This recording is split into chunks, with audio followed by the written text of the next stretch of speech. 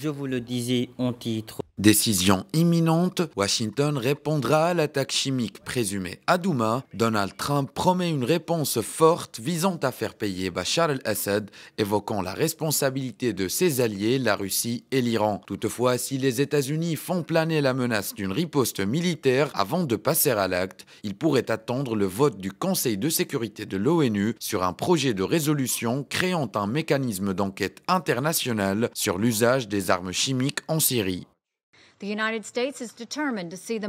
Les États-Unis sont déterminés à voir ce monstre qui a lâché des bombes chimiques sur le peuple syrien rendre des comptes. Nous sommes au bord d'un dangereux précipice. Auparavant, le monde était unique contre la terreur des armes chimiques. Aujourd'hui, leur usage semble de plus en plus normalisé. Nous avons dépassé le stade des appels à la conscience. Justice doit être faite. L'histoire retiendra que c'est à ce moment que le Conseil de sécurité de l'ONU a fait son devoir ou a démontré son incapacité totale à protéger le peuple syrien.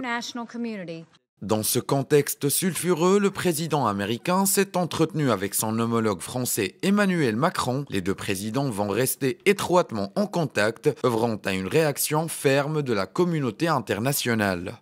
Et la France est prête à y prendre toute sa part aux côtés de ses partenaires.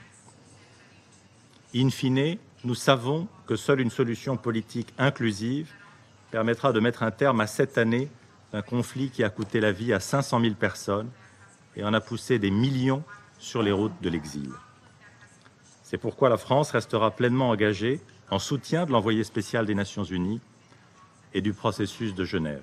L'OIAC, l'Organisation pour l'interdiction des armes chimiques, elle, a annoncé l'ouverture d'une enquête. Pour sa part, Vladimir Poutine condamne le caractère inadmissible des spéculations sur cette attaque, mettant en garde contre de graves conséquences en cas de frappe occidentale. Comme annoncé aux États-Unis, en cas d'intervention armée contre la volonté du gouvernement syrien, de graves répercussions pourraient avoir lieu.